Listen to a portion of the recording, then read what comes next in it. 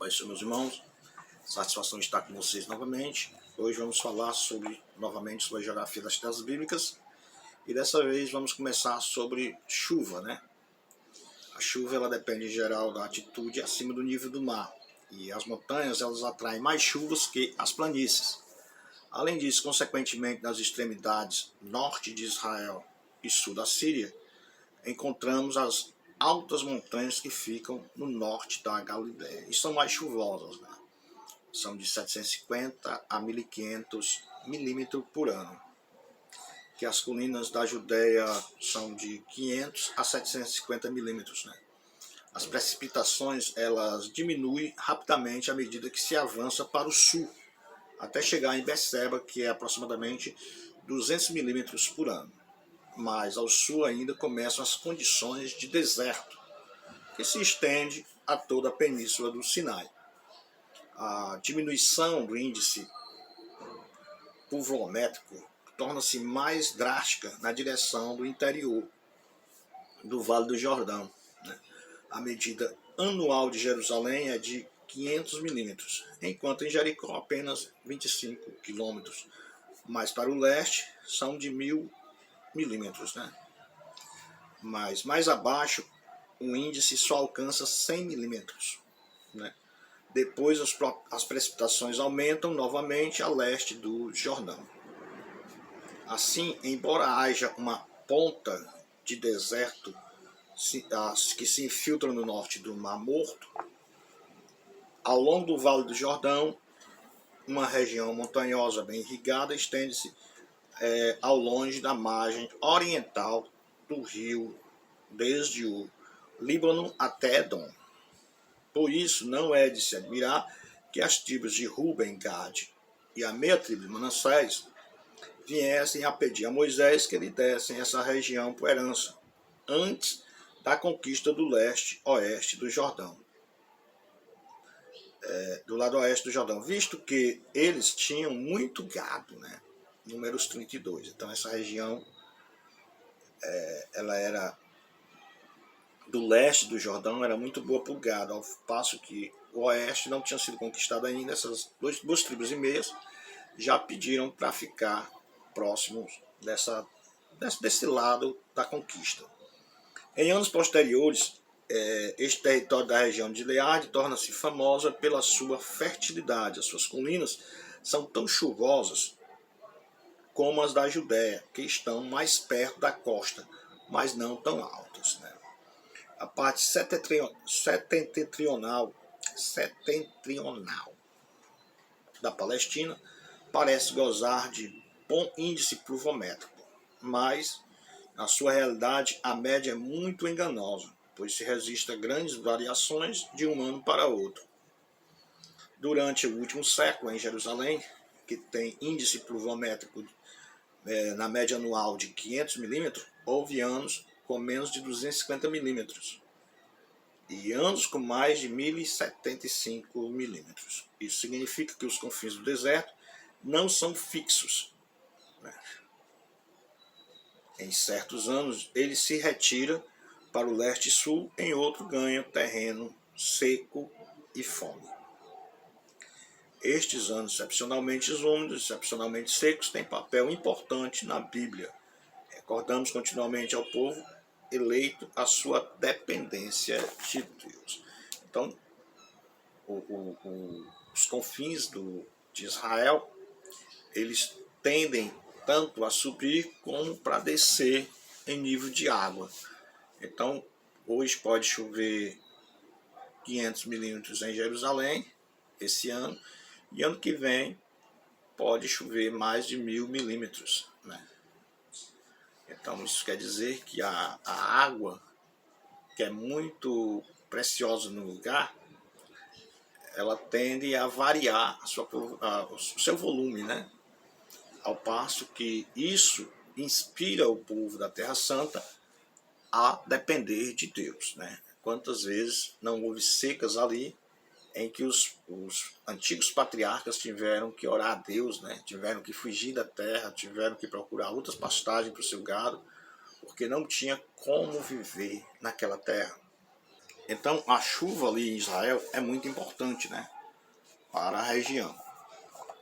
E o orvalho, né, falar um pouco sobre o orvalho. Nas regiões pouco chuvosas, o orvalho ela pode exercer papel importante para a umidade do terreno. A maior parte das áreas ricas de orvalho encontra-se ao longo da terra sob forma de orvalho, com resfriamento noturno, né? Algumas zonas costeiras chegam a ter cerca de 200 noites com orvalho por ano, o que lhes fornece a quarta parte da sua umidade. Por isso não é difícil entender que o orvalho tem tamanha importância na vida dos povos bíblicos. O profeta Elias, por exemplo, ele profetiza uma seca e diz: não haverá nem orvalho e nem chuva, né? Primeiro livro dos Reis, capítulo 17, versículo 1. Então a gente vê que o nosso amigo profeta Elias disse que não haveria orvalho nem chuva. Chuva a gente já falou, e o orvalho, que é comum também durante a noite, ela serve o quê? Serve para molhar a terra durante a noite, né? Para a terra ficar úmida, para nascer mais plantinhas, né? Para alimentar o gado, né? Então isso tudo faz com que a terra tenha uma sobrevida. E não havendo água e nem havendo orvalho, como profetizou Elias, então tudo estava destinado ao caos, né? Por falta d'água. Mas há também a chuva de inverno. O que é a chuva de inverno que a Bíblia fala? É bom dizer que no Oriente Médio e na África do Norte, a maior parte das chuvas anuais ela cai no inverno, né? Da metade de junho até setembro, é muito improvável que chova, né? Que caia chuva. As condições meteorológicas não são estáveis e previsíveis, dominadas por correntes de ar orientais. Por exemplo, a cidade de Tel Aviv, ela está situada na costa. Durante 30 anos nunca registrou uma chuva em junho, julho ou agosto. Após um verão tão seco, a chegada das chuvas é particularmente importante para os camponeses. Normalmente começa a chover a partir de meados de setembro, mas às vezes o início da estação chuvosa é retardado. Isso deixa menos tempo aos agricultores para arar a terra. Também os poços têm menos tempo para encher-se de novo, depois de secarem durante o verão. Não é sem motivo, que a Bíblia descreve o camponês que observa o céu e espera a chuva do outono, né? Está lá em Tiago 5 e 7. Para começar os trabalhos. Então, Tiago ele diz que o agricultor ele observa bem o tempo, né, do outono para chegar a chuva, para ele iniciar o seu trabalho na lavoura. Uma vez que começou a chover, os meses invernais são úmidos. Os meses mais chuvosos são dezembro ou janeiro. A chuva vem do mar Mediterrâneo e de cada vez chove 2 ou 3 dias seguidos, ao que se segue condições mais secas e céu limpo, né? E estas alterações elas continuam em março adentro ou até o início de abril. Quando o tempo se torna seco, este, porém, é um período importantíssimo para os agricultores, porque depois do frio do inverno é que as plantas começam a crescer. É de importância vital que a chuva se prolongue ao máximo na primavera para irrigar as searas em fase de crescimento. Por isso, o agricultor aguarda com ansiedade as últimas chuvas de abril, assim como espera as primeiras de outubro. Então, as primeiras chuvas começam em outubro e as últimas chuvas elas terminam em abril, né? Por isso que o agricultor da Palestina, né, ele observa bastante o calendário de plantações, o calendário da agricultura para poder semear o seu trigo, semear as suas lavouras. Mas se a gente for falar sobre temperatura, as variações da temperatura nos países caracterizados por chuvas sazonais são muitas vezes bastante grandes, né? Assim, por exemplo, existe enorme diferença entre um estilo na zona do Mar Morto, com uma temperatura normal de 40 graus Celsius e um dia úmido de inverno, né? 170 quilômetros mais ao norte, na Alta Galileia, onde cai chuva gelada, o inverno nos planaltos e nas colinas pode ser bem desagradável. Os dias chuvosos totalizam 45 a 60 graus Celsius, né? E frequentemente cai neve em Jerusalém. As variações diárias podem ser prejudiciais até nas regiões baixas. Em janeiro, Jericó tem temperatura de 15 graus Celsius, mas esta média é constituída por uma temperatura diurna alta e por noites geladas. Então, a gente aqui no Nordeste, a gente é acostumado com isso, né? Durante o dia, a temperatura vai lá para cima, mas durante a noite, ela gela, né? Você parece que está dormindo dentro de uma geladeira em alguns lugares aqui do Nordeste, né? Então, as temperaturas de verão na região costeira e nos relevos são agradáveis, ficando entre 22 a 25 graus Celsius, e geralmente sofrem a influência da altitude sobre o nível do mar, e às vezes 200. Durante o dia, sopra uma brisa fresca do Mediterrâneo, suavizando o calor. Por outro lado, o efeito de Yasmin não é tão agradável. Este vento terrivelmente quente e seco vem do sul da Arábia, trazendo como que uma labareda do deserto que às vezes se faz sentir até próximo da costa. Quem vive em Jerusalém, quem vive em Israel conhece muito bem. Quando sopra o vento do sul, dizem, vai ficar calor, e assim acontece, né? Lucas 12, 55.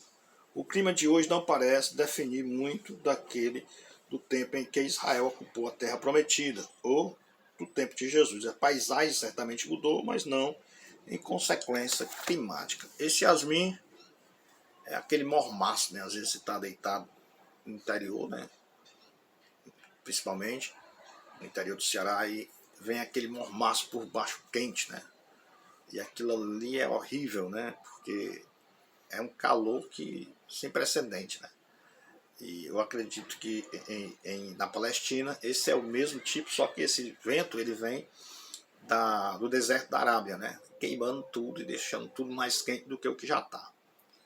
É interessante que no Ceará também a gente tem esses fenômenos, né? Por exemplo, o vento do Aracati, né? Você passa no interior aí, o pessoal está na porta e diz, o que a senhora está esperando aí? Ela diz, eu estou esperando o Aracati, né?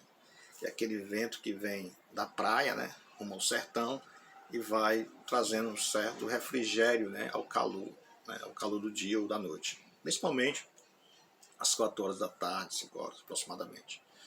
Mas em Jerusalém, esse vento, né? Ele vem da praia também, do Mediterrâneo, que vai melhorando a situação dos habitantes da Palestina, né? Daquela região que está o Estado de Israel. Então, esse vento frio e custoso, ele vem do mar Mediterrâneo e vai melhorando a situação da temperatura, né? Diminuindo o calor, vamos dizer assim, na Palestina. E a vegetação, como funciona a vegetação na Palestina? A vegetação, ela em zona com este clima, ela espera se encontrar os seguintes tipos de vegetação, né? Começar no interior do deserto, indo em direção à costa, em direção às montanhas, mato de deserto, né? Estipes com arbustos e capim, pradarias, floresta de transição, florestas em níveis mais altos, e além disso se espera ver também muitas plantas especialmente adaptadas, né, para armazenarem água, né, da estação úmida para a estação seca. Então plantas com superfície com lustrosas, né, lisas, não evaporantes, né, e efetivamente todos esses tipos de vegetação são encontradas no país da Bíblia. As suas adjacências, desde as florestas do Líbano,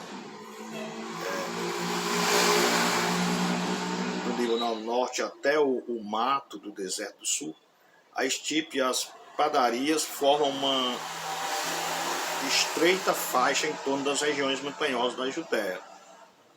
e ao leste do Jordão a meia altura. Por outro lado, ao longo das costas litorâneas, a maior parte das pradarias original foi arada e semeada há muito tempo, enquanto algumas partes do deserto foram cultivadas com agricultura de irrigação na época dos romanos, exatamente como ocorre hoje no moderno Estado de Israel, né? Então, como a terra é seca, né, eles usam muito da irrigação e plantas que não evaporam, né, mas que elas conduzem água, são condutores de água, porque quando chovem, elas sugam a água e durante o verão elas continuam com a água, porque a água não evapora delas, né? Então é uma região em que eles trabalham muito desde os tempos antigos para melhorar a situação da vegetação. Então a vegetação geralmente rasteira, um pouquinho aqui, um pouquinho acolá, né? E as pradarias, né? Aqueles campos, né? Para a ovelha pastar, para os animais pastarem. E mudanças, né? Quais são as mudanças, né? No decorrer dos séculos ocorreram grandes mudanças. Quando Israel entrou na Terra Prometida, a maior parte das regiões altas era coberta de floresta. Parece que ainda no tempo de Jesus havia grandes áreas cobertas de árvores. O Antigo Testamento menciona várias espécies de madeiras duras e madeiras moles. Os romanos desmataram regiões inteiras. A maior parte das florestas e bosques desapareceu. A derrubada de árvores para construção, para aquecimento e para dar lugar à agricultura provocou a corrosão social, a erosão do solo, né? Em consequência, não puderam desenvolver-se as novas árvores e a floresta foi gradativamente substituída por aquele tipo de arbusto espinhento tão comum nos países do Mediterrâneo, habitados há muito tempo, né? Tais arbustos só servem para ocupar o terreno, sendo praticamente inúteis, por exemplo, para construir, né? São raras as árvores de certo porte e no verão as queimadas são frequentes. Eis tudo o que restou das esplêndidas florestas de outrora. Em Israel também houve a destruição deliberada de árvores no decurso de tantas guerras, além de pastagens destrutivas por conta das cabras. A mesma coisa acontece com as montanhas atualmente escavadas de Moabe, a leste do Jordão, outrora região florestal densamente povoada. E somente nos últimos 50 anos se começou a inverter este processo de desflorestamento, ainda em tempo para salvar certo número de famosos cedros do Líbano e algumas florestas da Montanha do Norte. Outras mudanças na paisagem ocorreram durante o mesmo período, de maneira ainda mais dramática, porque se sucederam num tempo muito mais rápido que aquelas ocorridas no decorrer de longos e tristes séculos de destruição. Foram saneadas áreas pantanosas em lugar das antigas florestas de carvalhos, foram feitas plantações de árvores frutíferas. A irrigação expandiu-se até o deserto. Em alguns solos desérticos são férteis quando irrigados. Além disso, ao longo da divisa meridional, como também ao baixo do Vale do Jordão, há uma série de oásis agrícolas, como o de Jericó e o do Engladi, né? Então, na proporção que o tempo foi passando, aquelas matas bíblicas foram destruídas, né? Foram destruídas e quando ela é destruída, outra coisa habita o lugar dela. Algumas foram destruídas por causa das guerras, mas a maioria por ocupação humana mesmo, né? Para dar lugar à plantação, para alimento para cabra, por exemplo, criação de bode, criação de cabra, criação de ovelha. Isso precisa de terreno para você plantar e precisa de comida para elas comerem também, porque se não tiver comida, não existe cabra, né? Então, a destruição das florestas, dos pântanos, é mais uma causa de sobrevivência do povo judeu também. E dos povos árabes, né? Porque ali habitam árabes, judeus, principalmente de outras nacionalidades. Então, para esse povo poder ter o que comer, tem que se plantar, tem que trabalhar, tem que fazer alguma coisa. E os lugares, aqueles lugares bíblicos, muitos deles desapareceram, né? Como as florestas, como os bosques, né? Para dar lugar a outro tipo de plantação, né? Árvores, carvalhos, cedros. Muitas vezes, no seu lugar, foi plantada árvores frutíferas, né? Como maçã, né? Como outras árvores que hoje dão fruto e servem também para a economia do país. Então, o homem modificando o meio ambiente para a sua própria sobrevivência. E por último, vamos para os recursos do país, né? O país que a gente está falando, lógico, de Israel.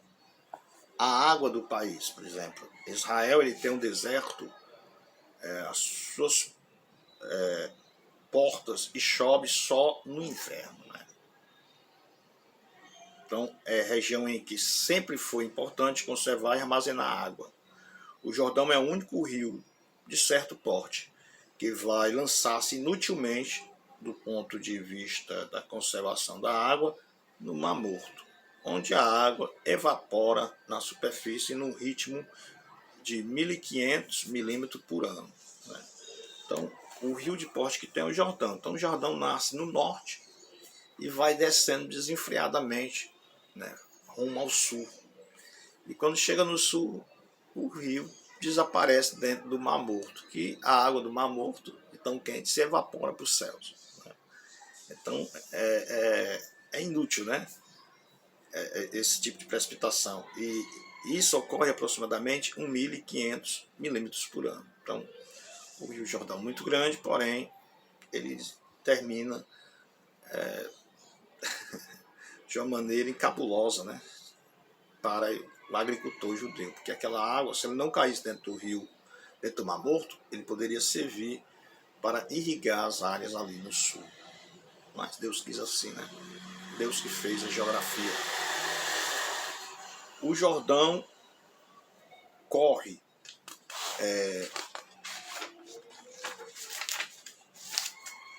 o ano todo alimentado pelas neves do Monte Hermon. Mas é uma exceção. A maioria dos cursos de água caracteriza-se por cheias repentinas seguidas de meses em que seu leito está seco. Por isso, desde as épocas mais antigas, as cidades e aldeias de Israel recorrem aos poços e fontes para abastecer-se de água. O direito de acesso a um poço era um privilégio valioso no tempo antigo. Então, o Monte Hermon é bem ao norte de Israel, né, aonde nasce o rio, onde fica a nascente, vamos dizer assim, do Rio Jordão. Então, tem muita neve, e aquela neve vai derretendo no verão, e a neve que derrete no verão se transforma em água que cai e faz com que o Rio Jordão seja um rio perene. Não só isso, mas também os riachos, né? E aquelas chuvas que ocorrem fora de ano, que enchem alguns lugares e que descem ao Rio Jordão. Então, o que eu queria que você entendesse, que o Rio Jordão, ele nasce, fica sua fonte no Monte Hermon, e a neve do Monte Hermon ela é transformada em água no verão, e ele abastece, né, o Rio Jordão. E esse Rio Jordão ele corre por todo o estado de Israel, entre Israel pelo estado de Israel, e ele desemboca dentro do Mar Morto, né? Fica assim até uma coisa decepcionante, né? Depois que correr tanto o país todo, se precipita no Mar Morto. Se numa determinada zona os poços foram murados, os habitantes estavam condenados a morrer de sede. Jerusalém, construída sobre colinas calcárias e porosas, teve necessidade de todo um sistema de aquedutos e poços. O rei Ezequias construiu reservatórios e aquedutos para levar água à cidade, a fim de garantir o abastecimento em caso de assédio. Tá no livro de 2 Reis, capítulo 20, versículo 20, quando Ezequias fez esse trabalho maravilhoso de levar água de fora de Jerusalém para dentro de Jerusalém. Sem água o povo morre. Sem água não existe vida animal ou humana, né? Para resolver o problema, os romanos construíram aquedutos e canais de irrigação.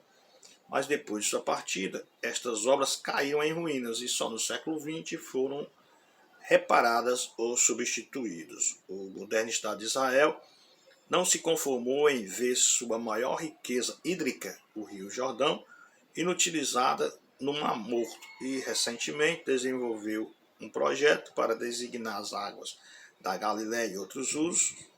Um dos problemas reside no fato de que tanto o Mar da Galileia como o Rio Jordão estão muito abaixo do nível do mar.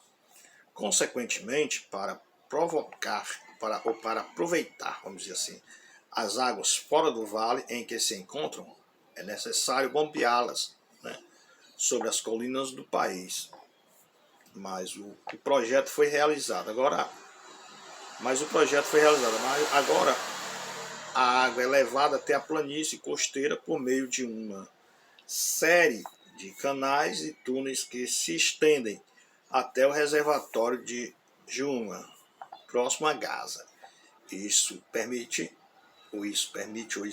estabelecer alguns planos preciosos para o abastecimento da cidade e a irrigação até as orlas do deserto. Então, hoje, no tempo antigo, era poços, né? E depois os romanos vieram e fizeram grandes trabalhos transportando água de um lugar para o outro, mas só que depois que os romanos foram expulsos, né, foram embora, passou séculos sem conservação, até que agora no século XX o Estado de Israel, o novo Estado de Israel, ele resolveu trabalhar isso, né, fazendo com que a água do Jordão ande por túneis até chegar no reservatório próximo a Gaza. E nesse reservatório garante o abastecimento de todo o país, né? Então, o Rio Jordão ainda é a mais importante fonte de água para o povo judeu, né? Então, hoje, aquela água que antigamente se precipitava dentro do Mar Morto continua se precipitando, mas agora em menos volume do que o que era, porque agora ela se torna mais aproveitável pelo Estado. Então, quais são os minerais que existem em Israel? Deus prometeu a Israel uma terra fértil. Além disso, as suas pedras são de ferro e de suas montanhas extraem cobre. Deuteronômio 8:9. O cobre foi extraído desde os primeiros tempos, né? A extração de ferro seguiu-se no segundo tempo. Depois que os hititas descobriram o modo de fundi-lo, os filisteus conheciam o seu segredo. Os israelitas, pelo contrário, não sabiam fabricar o tecido de ferro até a época de Davi e Salomão. As minas de cobre, situadas ao norte do Golfo de Acaba, estavam em plena produção no tempo de Salomão. Então, desde a entrada dos judeus na terra prometida até o tempo de Davi e Salomão, ninguém sabia trabalhar o ferro, né? Então, quando Salomão e Davi entraram a reinar, eles desenvolveram. A gente tem que ver que isso é uma tecnologia muito importante, né? Eles desenvolveram a tecnologia do ferro e passou a trabalhar o ferro e o cobre, principalmente nas minas de Acaba, do Golfo de Acaba. Outros principais recursos do país são pedras de alvenaria, betume, areias e argilas, né? Juntamente com uma variedade de sais químicos na região do Mar Morto, onde a evaporação deixa estratificados em jazidas espessas, né? Hoje se explora em grande escala a rocha fosfática. Das águas do Mar Morto se extrai o potássio, bromo e magnésio. Então, o Mar Morto hoje é um mar que é morto do nome, né? Mas é de grande riqueza para Israel. Lá se extrai vários minerais que servem para manter, né, a economia de Israel. Então, o Estado de Israel se torna, então, um Estado rico, principalmente pelo os minerais encontrados no Mar Morto. E por fim, a pesca, né? Como é que funciona a pesca em Israel hoje? Então a pesca, que tem papel tão importante nos evangelhos, era recurso alimentar natural para Israel. A maioria dos peixes era pescado no Mar da Galileia e a atividade de pesquisa, ou seja, a atividade pesqueira, mantinha comunidades inteiras que habitavam ao longo da orla desse mar. Ali Jesus escolheu entre os pescadores os seus primeiros discípulos. Parte do pescado era seco e conservado para o inverno. Surpreendentemente, foi esse o único lugar de pesca do povo hebreu.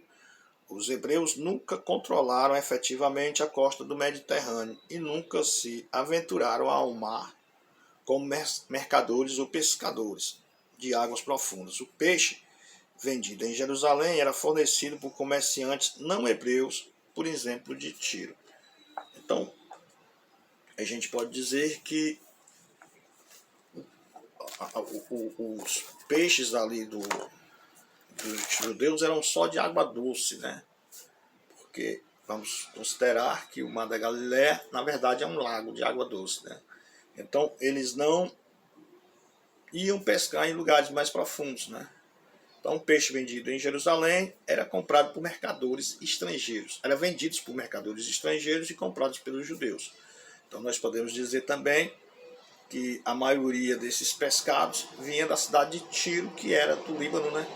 Que é uma cidade de pescadores que vinham das águas mais profundas, né? Que vinham de que iam para águas profundas pescar aqueles peixes no mar Mediterrâneo e de lá traziam para Jerusalém. Então, meus irmãos, ficando por aqui, e depois a gente vai falar sobre nomenclaturas, Canaã, terra de Canaã e terra dos hebreus, etc, etc. Então a nomenclatura depois será na próxima aula. Deus abençoe vocês. Não esqueçam de dar like no nosso canalzinho. Que Deus possa abençoar as vossas vidas. Que a paz de Deus, que excede todo entendimento, esteja na vida dos irmãos. Amém.